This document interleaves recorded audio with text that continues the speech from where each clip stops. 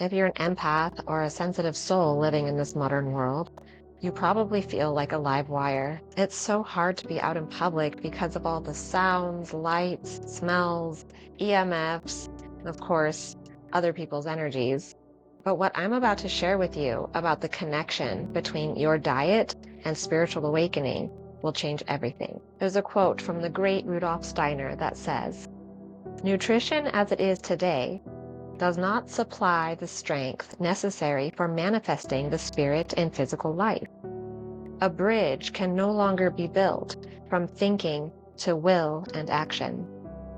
Food plants no longer contain the forces people need for this." The vital subject that nobody is talking about today is the relationship between spirituality, diet, and the nervous system. Most of you watching this are going through a spiritual awakening, which includes the activation of your psychic powers, receiving cosmic downloads and upgrades in your DNA, or rising Kundalini energies. These things can be triggered spontaneously, but they can't be integrated as a sustained evolution of our soul and consciousness without being fully anchored in a stable and balanced material body. What we need to understand is that the vast majority of us come from a place of nervous system dysregulation, chronic stress, and trauma.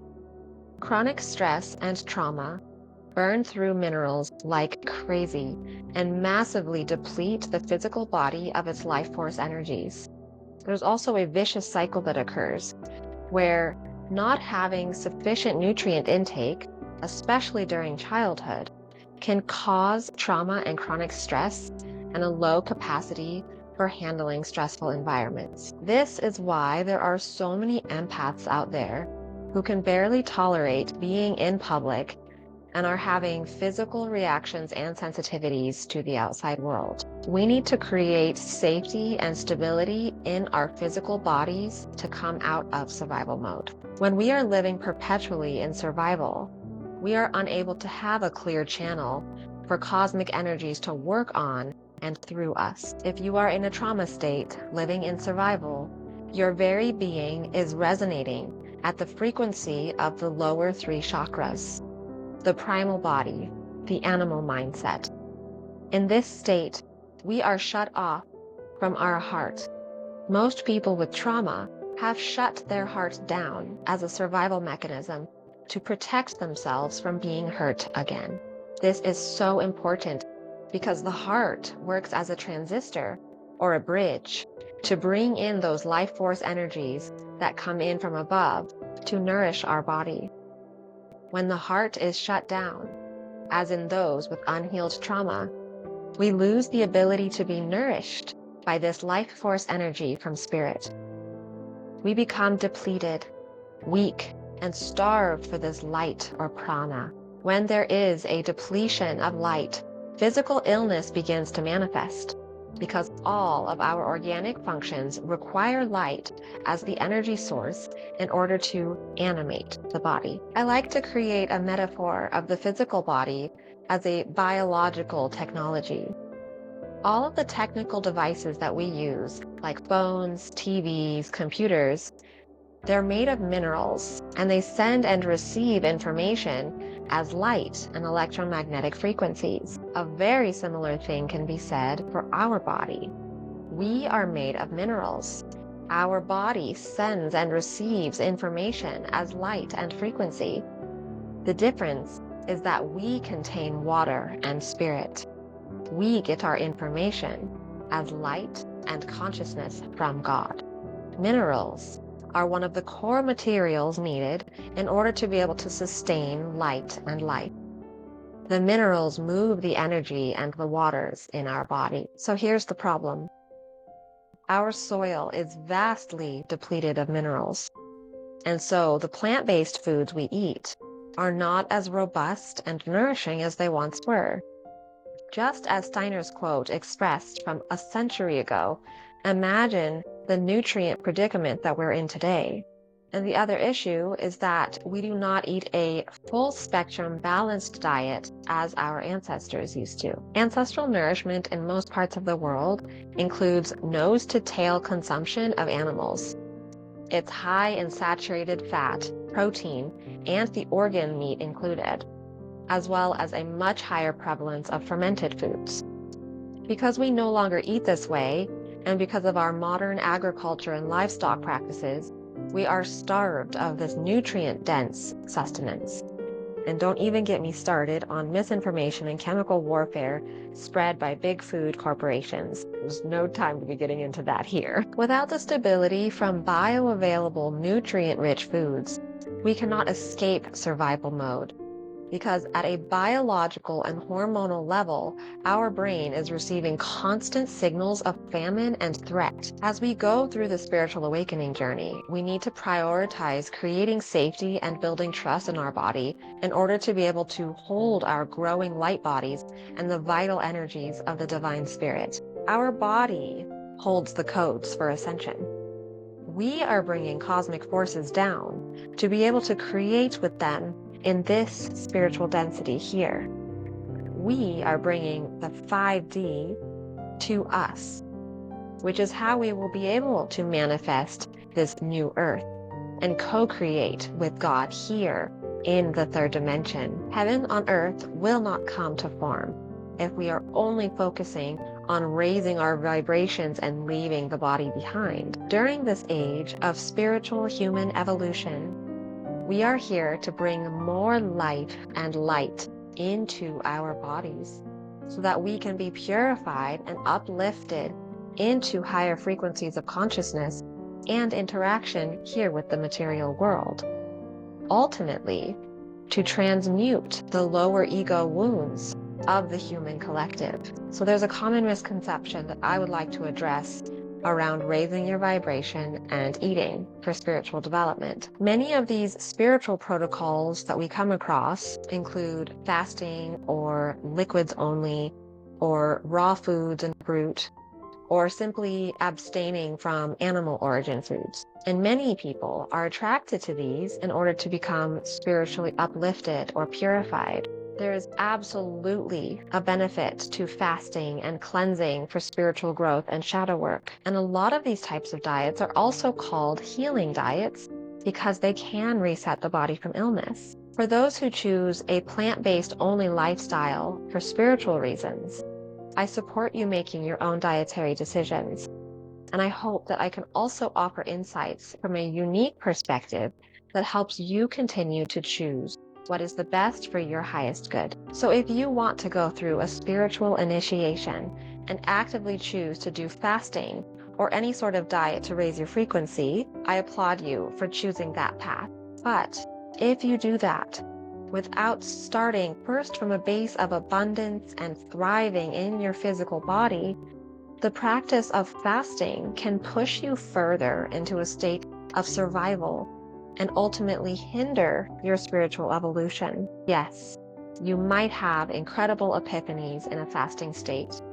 However, the level of integration that's necessary to activate your DNA and hold tremendous amounts of light from these downloads is not optimal when you're in a state of physical depletion. When we have been experiencing chronic stress and trauma-based living, it literally affects our physiological functions, like slowing down the metabolism, digestion, and assimilation. Perhaps we may have once been able to subsist on a vegetarian diet with great ease when the soils were rich and fertile and our digestive systems were highly functional. But now we lack the digestive fire necessary in order to complete the complex processes required to get what we need from our plant foods. The benefit of eating food from an animal is that they have gone through the process of absorbing the nutrients and converting them into the usable form that our body needs. So you might be feeling really triggered by the idea of eating animal foods. And trust me, I have absolutely been there. There's not enough time today to get into the spiritual implications of eating animals from an ethical and ecological perspective, but please let me know in the comments down below if you would like me to make a video on that. I can promise that if you are feeling overly sensitive and ungrounded, that you will find a huge amount of relief when you begin to apply the eating practices that I'm going to share with you here. To begin this process of restoration and replenishment, you start by incorporating more bioavailable, nutrient-rich forms of nourishment. So I might go through this a little quicker, but if you would like to receive more detailed information, I invite you to download my free nervous system nutrition guide that's linked down in the comments. So first and foremost, it is about eating enough. Most women especially are under-eating and have a tendency to start their day without sufficient nourishment. You have to eat a balanced meal, which is carbs, protein, and fat, within 1 hour of waking. When you are coming from nervous system dysregulation, it is really common to not feel hungry when you first wake up. But the problem is that if you don't eat within that first hour, you trigger a giant cortisol dump that keeps you in that sympathetic fight or flight mode for the rest of the day. And then you're going to require stimulants like caffeine and sugar to keep you going, only to crash and burn out at the end of the day. But let me get a little more nitty-gritty about the nutrients. So starting with protein. How much protein do you really need? You might be surprised to find that you actually need 1 gram on average per pound that you weigh, and more or maybe less depending on what your physical activity levels are. You want to get your protein especially from collagen-rich foods like bone broth, gelatin, and lamb. Getting our protein from ruminant animals like lamb, bison, venison, and beef is also the best because of their complex digestive systems. It's important to know that monogastric animals, such as pork and poultry, have an imbalanced ratio of omega-6 to omega-3, and a higher prevalence of PUFAs, or polyunsaturated fatty acids, in their fat, because they do not thoroughly break down these fatty acids, which are excessively present in their grain-heavy diets. This high omega-6 to 3 ratio causes inflammation and histamine responses in sensitive bodies, as well as generally slowing down metabolism and thyroid function, which can lead to flare-ups and depression. This is not as much of a problem with ruminant meats like beef, but aiming for pasture-raised and grass-finished is always the most ideal when choosing any of your animal products. So let's talk fats. The most important are saturated fats. Saturated fats provide essential structural integrity to the cell membranes and the myelin sheath that surrounds nerve fibers, which is crucial for proper brain and nervous system function. Damage or deficiency in these fats can actually lead to neurological issues. Saturated animal fats contain fat-soluble vitamins such as A, D, E, and K2, which are important for immunity, gene expression, bone health, and overall well-being. And these vitamins are so often deficient in modern diets. Saturated fats strengthen immune function. They help reduce inflammation and proper cell receptor activity. So all of that to say, the best choice for fats are real butter and ghee, cream, tallow, and coconut oil. And I've linked a source for you down below in the description if you would like to dive a little deeper into the science of this. I urge you to stay away from all other cooking oils that are liquid or hydrogenated, except for single-sourced high-quality olive oil. And then let's talk carbs. Healthy sugars. The best is to get it from seasonal fruit, because seasonal fruit contains structured living water, which gives you superior cellular hydration. And hearing the words living water always reminds me of the term that Jesus uses in the Bible. It is water that is charged by the sun, the light of Christ. Eating fresh fruit replenishes our electrolytes, like potassium and magnesium, which are vital for cellular signaling. Carbohydrates in general signal abundance and safety, which calms the nervous system because it's preventing that famine mode, and it supports a stable metabolism. Healthy carbs are also found in sprouted grains and sourdough bread, as well as root vegetables and squashes, which are the best to eat in the autumn time and the winter. And then we have to talk about the fermented foods, which are like living friends in your gut. Fermented foods contain probiotics, which are necessary for your healthy gut biome. Our body consists of more bacterial cells than it does human cells. The majority of these bacteria are living in our gut. Many physical and mental health issues stem from not having enough diversity in these bacteria. This is so important, especially for the nervous system, because the gut is where the majority of your neurotransmitters are created that are responsible for your mood, emotional resiliency, and your organ functions. The spiritual significance of the different neurotransmitters is, again, another topic for another day, but these neurotransmitters are literally the elixir of communication between your body and mind, and they shape your experience of reality. Low or imbalanced neurotransmitters create emotional turbulence and also a desaturated worldview. There is so much to cover on the topic of food, but I highly recommend that you look into what I call the Bible of food, which is called Nourishing Traditions by Sally Fallon.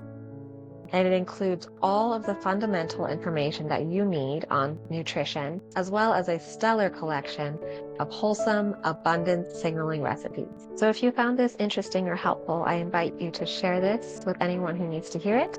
And of course, press the like button so you can support me. So to wrap it up, I know that it was a lot, but I hope that you got some useful information from this. Ultimately, it does come down to following your own intuition and building out a system of nutrition that is most aligned with you and your authentic path. But sometimes intuitive eating isn't actually able to come online fully until the intuition is built up.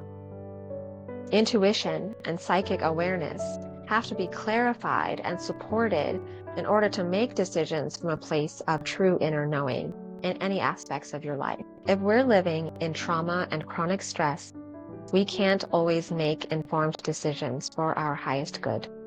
So if you'd like to learn more about your nervous system and how you can stop living in the chronic stress cycle, I invite you to check out my presentation on the topic, which I'll link here. Thank you so much for watching, and subscribe if you feel called to. Have a blessed week.